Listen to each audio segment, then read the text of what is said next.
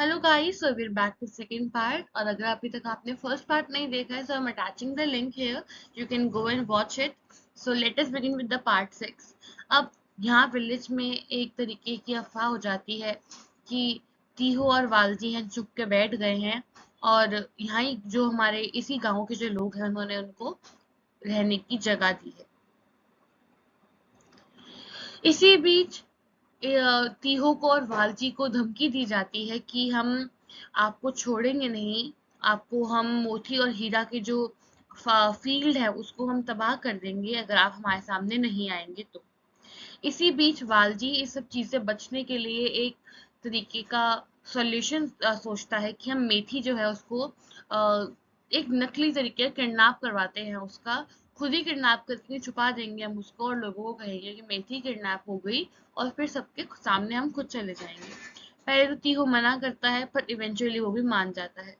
Tension चलती रहती है दोनों पार्टीज के बीच, यानी कि तीहो और वालजी और बाकी विलेज के बीच में, कि क्या होगा क्या नहीं होगा, और इसी बीच में ये पार्ट खत्म हो जाता है। पार्ट 7 शुरू होता है हमारा।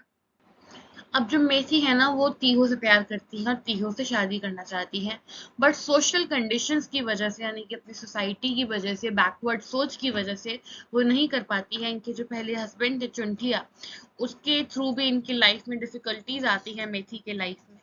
धीरे धीरे भावन काका और मास्टर जो हैं इसी विलेज के, जो तीहो और वालजी की मदद कर रहे हैं, वो इनको हेल्प करते हैं, वालजी और तीहो को हेल्प करते हैं सॉल्यूशन ढूंढने में।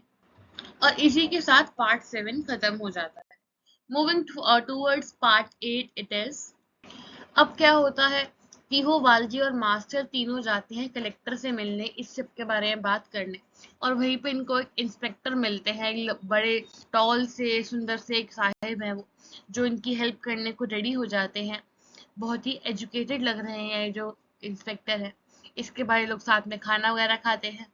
जब ये लोग वापस आ जाते हैं इनको मिलके, इंस्पेक्टर को मिलके, तो ये इनको पता चलता है, वालजी और तीहो को पता चलता है कि इस इंस्पेक्टर ने एक्शन ले लिया है दहलावाला और उसके नेफ्यू के खिलाफ। दहलावाला और नेफ्यू वो लोग हैं जो अपोजिट हैं इनके, जो धमकी दे रहे हैं और जो मेथी को भी एबडक्ट करने की सोच रहे हैं आगे चल के, यानी कि मेथी को किडनैप करने की।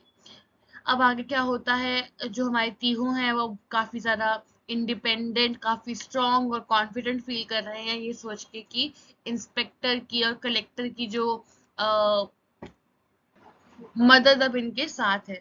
यही सोच के ये पार्ट भी, इनका पार्ट 8 भी खत्म हो जाता है। पार्ट 9 शुरू होता है, जब ये जो हीरा है ना, इनकी बेटी है जो मेथी, ये चाहते हैं कि इनकी बेटी को और सोसाइटी से दखलंदाज ना किया जाए, यानी कि सोशल ऑस्ट्रेलाइजेशन ना की जाए इनके साथ। पर मेथी चाहती है तीहो से शादी करना। और इसी बीच भावन भगत जो है उनको कहती है मेथी कि आप जाइए और तीहू को बता दीजिए मेरी फीलिंग्स के बारे में, ताकि हम आगे चल के कुछ कर सकें और सोसाइटल नॉर्म से फंस के ना रह जाए। पार्ट 10 शुरू होता है हमारा, जब वालजी वेट कर रहे हैं भावन काका के रिटर्न का, कि भावन काका कब वापस आएंगे गांव से। और इसी बीच में डर भी जाते हैं कि भावन काका फंस ना गए हो, ये जो इनके अपोजिट में जो लोग हैं, जैसे धैलावाला, उसका नेफ्यू जो ऐसे लोग हैं, इन्होंने कुछ कर ना दिया हो भावन काका को। पर उसी बीच आधी रात को भावन काका वापस आ जाते हैं। वालजी, तीहो और दाना सब तीनों बैठ के सारी पॉसिबिलिटीज के बारे में सोच रहे होते हैं कि क्या क्या हम कर सकते हैं क्या नहीं कर सकते, काफी टेंशन में होते हैं।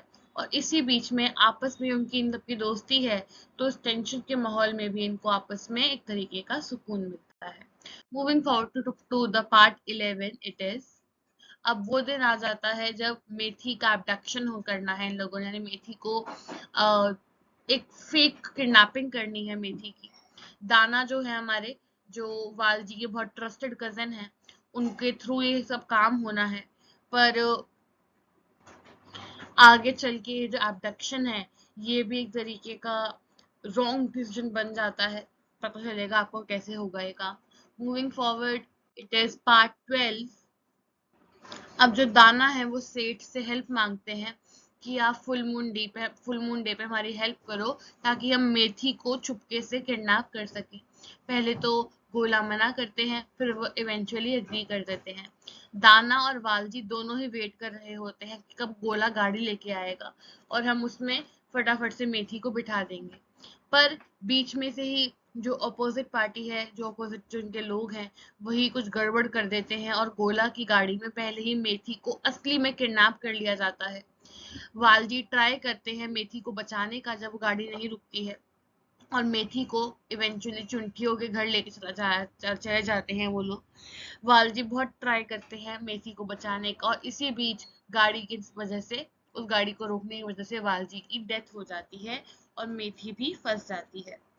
Moving to part 13, we have part 13। अब इसमें क्या होता है, दानजी जो वाइफ है वालजी की, ये वालजी के वापस आने का बहुत एंक्शसली वेट कर रही होती है। इन्हें पता नहीं होता है असलियत में क्या हो गया है। थोड़ा टाइम बाद बाहर जाती हैं यहाँ वहां से, और इनको विलेज के आउटस्कर्ट्स पे ही दिखता है कि लोगों की भीड़ जमा है यहाँ पे शिला पार पे। और आप भी जब बीच में जाके दिखती हैं तो वालजी की लाइफलेस बॉडी, यानी कि डेड बॉडी उनकी वहां पड़ी होती है। और यही देखते ही दानजी एकदम शॉक हो जाती हैं, दुख में चली जाती हैं। बहुत ही इनको एक ट्रॉमेटाइजिंग सा एक्सपीरियंस फील करती हैं ये। पूरी जो कम्युनिटी है इनकी यहाँ की, ये चाहती है कि इनको जस्टिस मिले, वालजी की डेथ का जस्टिस मिले इन लोगों को, और इसी के साथ पार्ट 13 भी खत्म हो जाता है। पार्ट 14, वालजी की डेथ का अगला दिन। अब यहाँ पे क्या हो रहा है कि जो पूरा विलेज है रत्ना पार का, ये सारा दुख और शोक मना रहे हैं ये लोग। कांकू भी हैं जो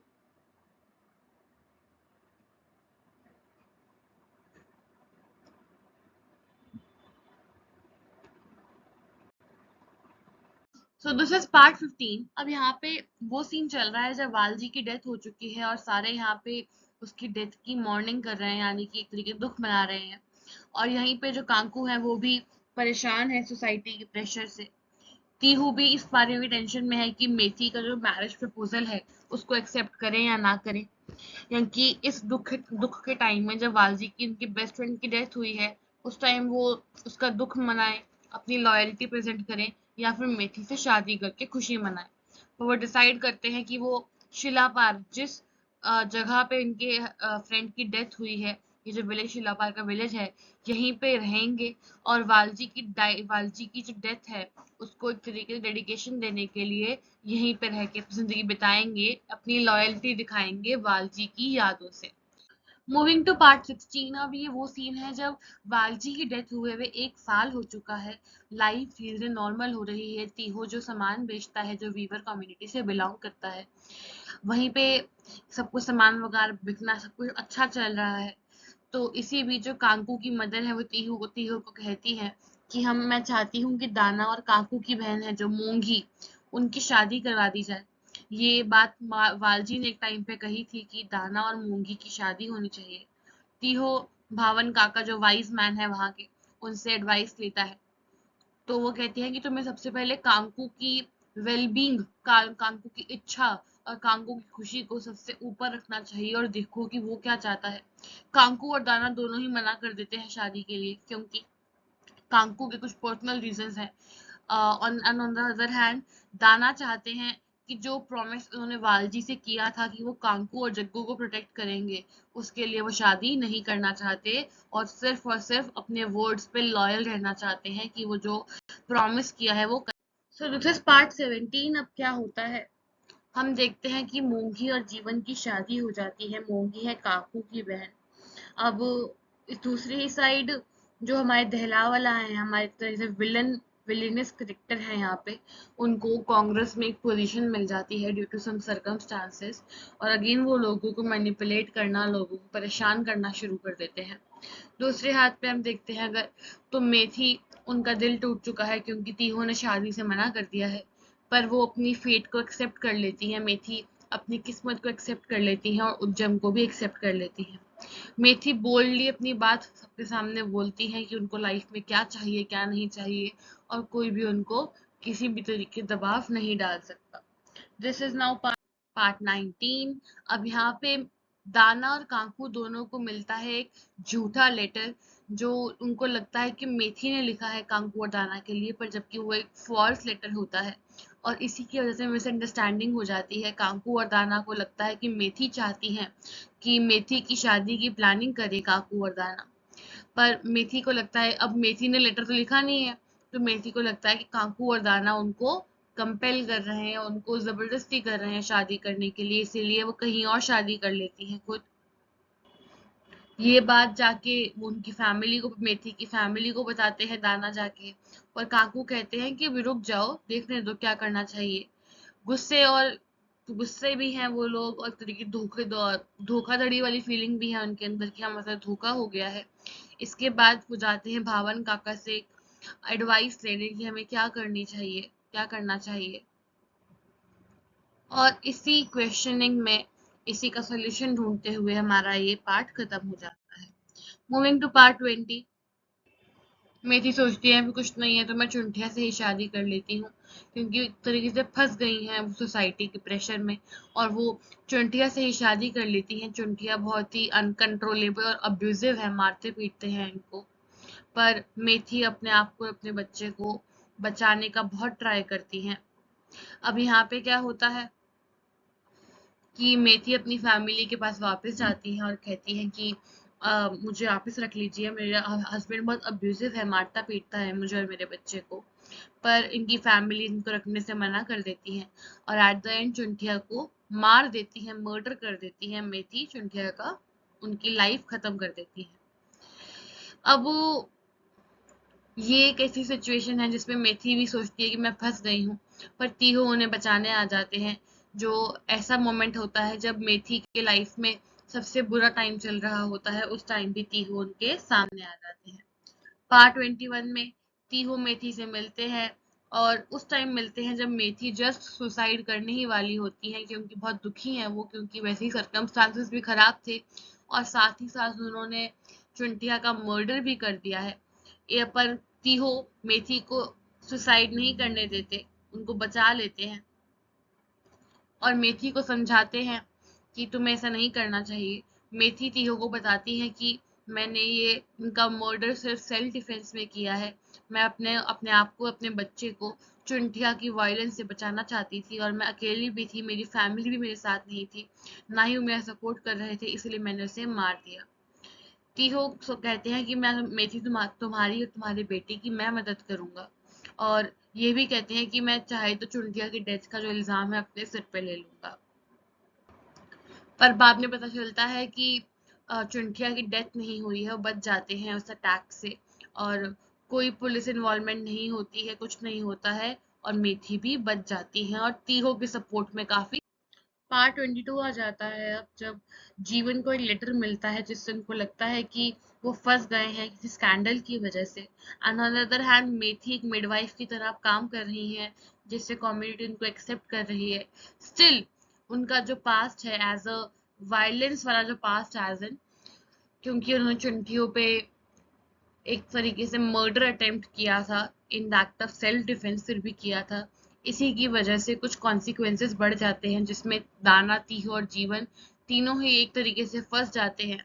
एक दूसरे को बचाने का ट्राई करते हैं, ये सच सामने लाने का ट्राई करते हैं, और इसी के साथ ये चैप्टर भी खत्म हो जाता है, पार्ट खत्म हो जाता है। पार्ट 23 आता है हमारा।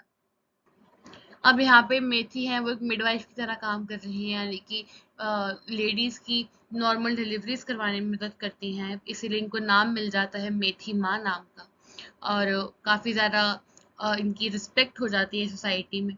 पर स्टिल मेथी को तीहो के साथ एक तरीके से अटैचमेंट है, और इसी वजह से ये सोचती रहती है कि मेरा क्या रिलेशनशिप है तीहो के साथ। काफी कॉम्प्लेक्स रिलेशनशिप है, क्योंकि ना ही शादी की हुई है इनसे, ना ही कोई पर्टिकुलरली दोस्ती आप बोल सकते हैं, बहुत ही कॉम्प्लेक्स सा रिलेशनशिप है इनका आपस में। और इसी कॉम्प्लेक्स इमोशंस के साथ हमारा पार्ट 23 भी खत्म हो जाता है। पार्ट 24 आता है, जब मेथी इंचार्ज आ जाती हैं, ये सब कुछ अरेंज कर रही होती हैं तीहू की शादी करवाने के लिए, और तीहो की शादी हो जाती है वाली नाम की एक लेडी से। वाली को मेथी की इंटरफेरेंस पसंद नहीं होती, फिर भी मेथी हमेशा इन पे एक तरीके से केयरिंग नेचर रखती हैं अपना, और ड्यूरिंग वाली की प्रेगनेंसी के दौरान भी उनको हेल्प करती हैं, और उसके बाद जब ऐसा टाइम आ जाता है जब इनको लगता है कि मेरी इंटरफेरेंस से इनका रिलेशनशिप खराब हो जाएगा, तो ये पीछे हट जाती है इनकी लाइफ से, वाली और टीहू की लाइफ से पीछे हट जाती है। Part 25 the last part. अब मोहन का बर्थ होता है और इसी बीच जो मेथी के हस्बैंड हैं चुनटिया चौरात, इनकी डेथ हो जाती है। और इसी बीच जो वाली हैं वो मना करती हैं कि उनको मेथी का इन्फ्लुएंस नहीं चाहिए अपने चाइल्ड बर्थ में, वो खुद ही सब कुछ संभाल सकती हैं। पर धीरे धीरे क्योंकि मेथी का केयरिंग नेचर देख के वाली भी समझ जाती है कि मेथी एक अच्छी लेडी है और अपने पुराने कॉन्फ्लिक्ट्स को पीछे हटा के आपस में एक तरह की दोस्ती हो जाती है इनकी। बहुत सालों बाद गोका जो है टीहू के नेफ्यू, वो टीहू की डेथ के बाद रिस्पॉन्सिबिलिटी ले लेते हैं सारी, जो टीहू ने जो संभाला हुआ था सब कुछ रिस्पॉन्सिबिलिटी ले लेते हैं अब उनकी। और इसी के साथ हमारी स्टोरी खत्म हो जाती है। Thank you for watching till last. Do subscribe before you leave. Thank you guys.